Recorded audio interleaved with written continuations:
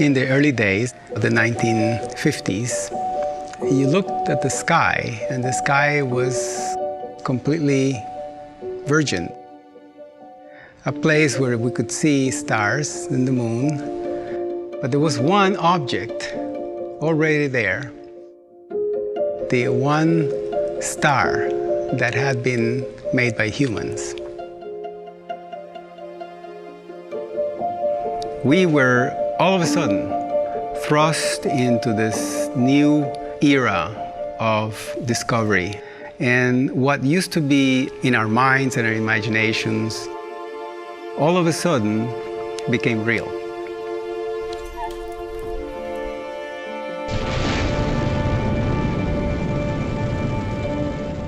Little by little, more spacecraft were launched, more astronauts, more cosmonauts.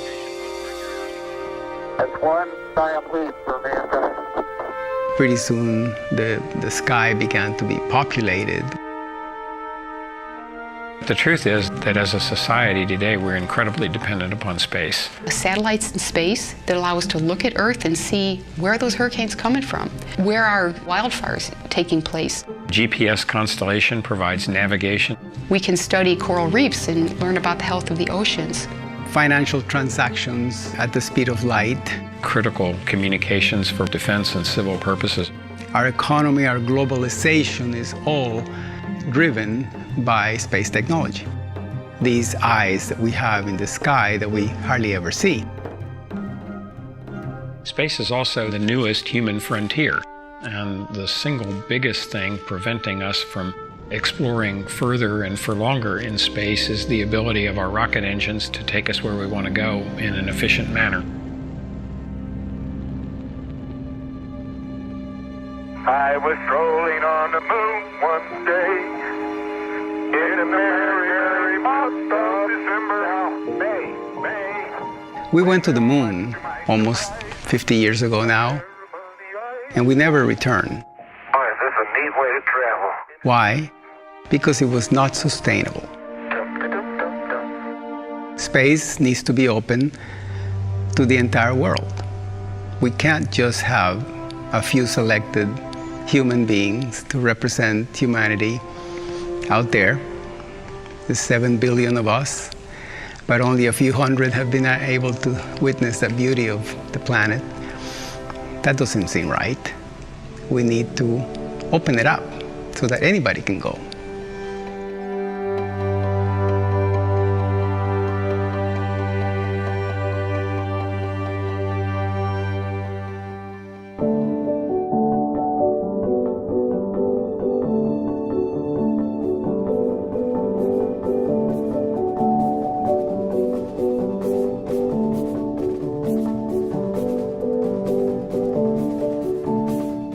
Transportation is really the key to a healthy economy. In the expansion of the United States, the early travels were looking for a passage to the Pacific, but it was not until the transportation miracle, the railroad, that the dream of the Western expansion really was realized. And that brought along a whole economy of services. In the 1920s, air travel was a rarity. Today we see millions of people in the sky at any given moment. And now we're at the verge of this new transition point into space.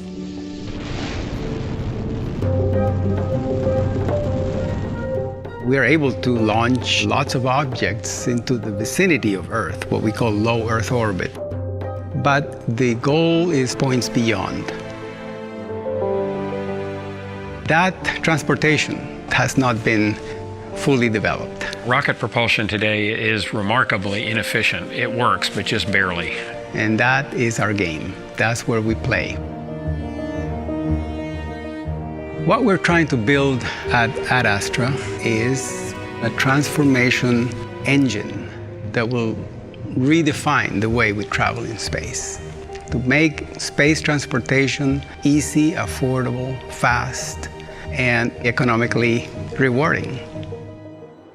Space becomes then a place of business. a place of work. People don't necessarily just go to explore.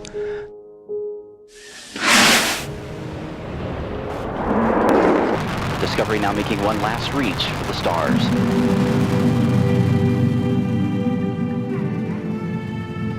Most of the cost really lies in the amount of fuel that you have to carry. When you see a rocket, you're seeing mostly a fuel tank. It's a slow, expensive, cumbersome proposition to explore space with the technology we have today. And so we have to change that.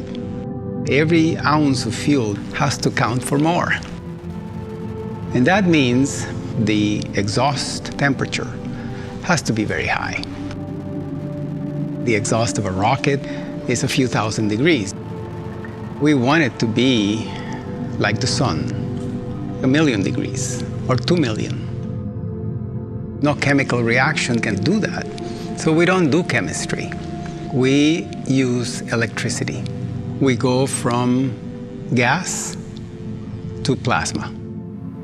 Pulse.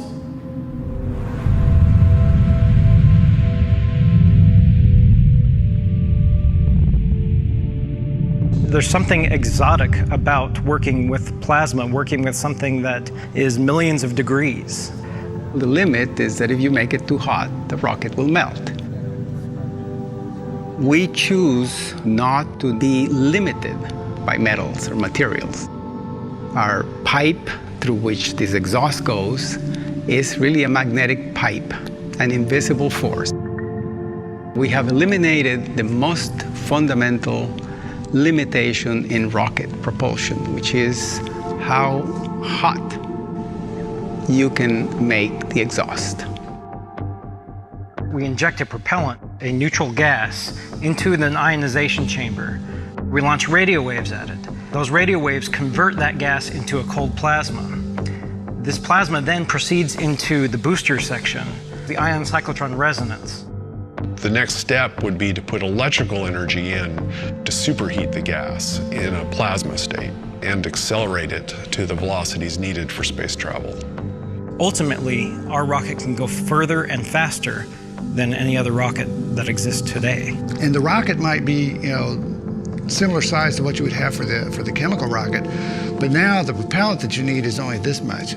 The more cargo that you can carry for a given amount of ship, the more efficient your exploration program is going to be. Space transportation will be part of our daily lives, and it has to be safe and affordable, and that's the next horizon. VASIMR is one of those possibilities that will allow us to fundamentally transform space travel.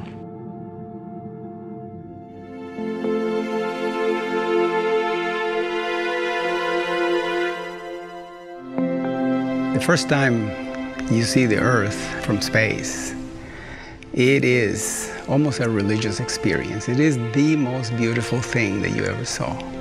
It is just as simple as that. First thing everybody does is unstrap and go to the window. Go to the window. And what you see is the most beautiful thing you ever saw. You don't come back the same.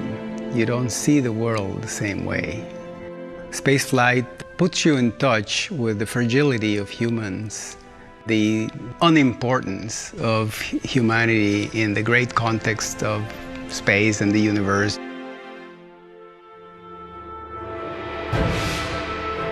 Space is full of energy, full of resources, full of new places to go, and it's up to clever, inventive, entrepreneurial human beings to figure out ways to use those attributes to make money. High power electric propulsion will open up the entire solar system to human exploration. We're basically enabling a whole market that's never existed before. Humans colonizing and utilizing the solar system for human benefit. Supporting space stations, sending supplies, sending fuel, sending water. You can see hundreds of thousands of jobs created by just a whole industry. We want to capture that gigantic wave of operations We want to be there when that wave breaks. I think there are several similarities between Cummins and diesel engines and Ad Astra and the VASIMR engine. Cummins dieselized the truck engine industry after World War II and is now an $18 billion company. And I think that's the role of the VASIMR engine. It's going to transport goods, cargo, and so forth throughout space in the most fuel-efficient, cost-effective way, which is a big business opportunity. The VASIMR engine can be the diesel engine of space. I spent 25 years flying in space. I was fortunate to fly in 7 different missions. Virtually all the space shuttles, Space Station Mir, to walk in space, 3 spacewalks. I helped build the International Space Station. And I can tell you that there is an urgent need to invest in faster and more efficient transportation technology. And there is a whole gamut of applications. Just the body being in weightlessness for a long period of time tends to make your muscles very weak. Your heart is a muscle, so your heart can become very weak. When a human body is in space for long periods of time, the pressure on the back of the eye can cause some damage to your vision, decreasing the travel time that you're exposed to cosmic background radiation, solar radiation, and the hazards associated with zero gravity. That's really the benefit to the astronauts. If you're doing scientific exploration, to be able to get research results in 8 or 10 years instead of 35 or 40 years is a huge accomplishment. Voyager was launched in the late 1970s, and it recently left the defined solar system. It's taken a whole career, 36 years of people and their lives to achieve that. So you buy yourself a lot of things by going fast. And that's what we're bringing to the table. Good day from the International Space Station Flight Control Room, which is the scene of cautionary vigilance as flight controllers monitor the approach of a small chunk of space debris in the vicinity of the station that prompted the precautionary sheltering of the 6 crew members. When I flew my last space shuttle mission, the #1 risk to the spacecraft and to the crew was getting hit by orbital debris. There have been rocket launches going on since the 50s, leaving all kinds of upper stages and space junk floating around the planet. And the problem has gotten worse because these satellites collide.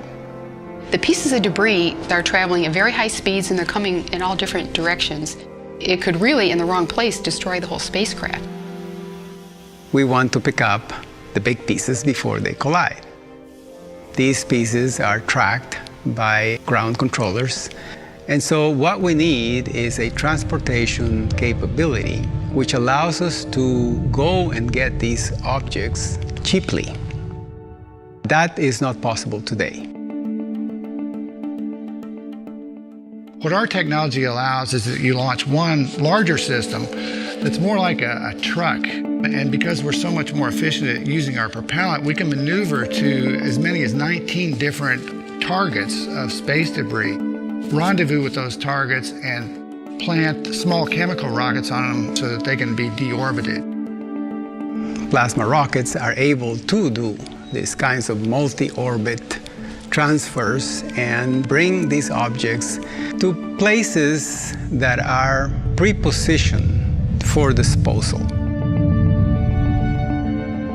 One of the most immediate uses for our technology would be to keep the space station reboosted. Space station orbits in a way that it's constantly slowing down and has to be periodically reboosted to maintain its orbit. And that chemical fuel has to be transported from the Earth at a great cost. We're talking about $210 million. However, if you took a solar-powered VASIMR system and did the same type of operation, because we use so much less propellant and the power comes from the sun, we can do that same effect for about $20 million a year. And that is the promise of the technology, to make the ability to stay operating in space cheaper and much more sustainable than it is today.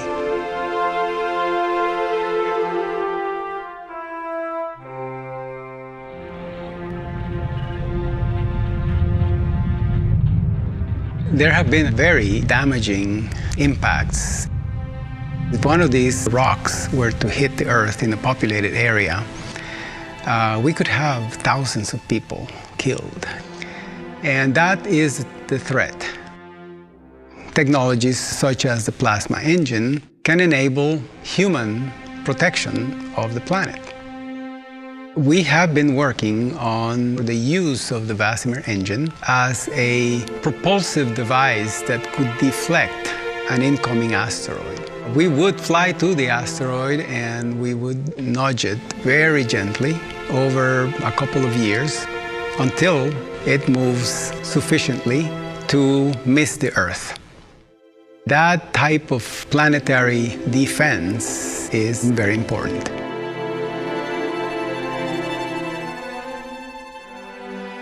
The main hindrance that we have, it's not a technical problem. It's the politics of space exploration. How much funding goes towards that? How much of a priority should we make being able to push technology that can sustain a human presence in space? The Earth is a finite sphere with limited resources. There will come a time when we use them up. What are we going to do then? This is our only planet, and many people have said we need to be a multi-planet species. We don't want to have the zero redundancy that we have today. Humanity can go in that direction someday, but we need to invest in our future. We can't just settle for what we have today and say, well, that's good enough. VASIMR is one of the most interesting space propulsion concepts that I have ever seen. Ad Astra and Franklin Chang Diaz and his team is making history. The VASIMR engine and the plans for its development are revolutionary. I feel like I'm at the first step of Star Trek, creating the warp drive that's going to take people in future generations to great distances. VASIMR will be a game changer. Space is very, very large, so we have a lot of work ahead of us. But really is nothing but ensuring our survival. That's what we're doing it. As an astronaut, that's the way I see it. This is our home planet, that we have to protect it. And if we don't do something, pretty soon this planet will be unfit for life. I hope that day never comes. Hopefully we will protect it, and we will have developed means to let humanity expand into the sky, into the universe. I dream that that will happen, and we're making that dream come true.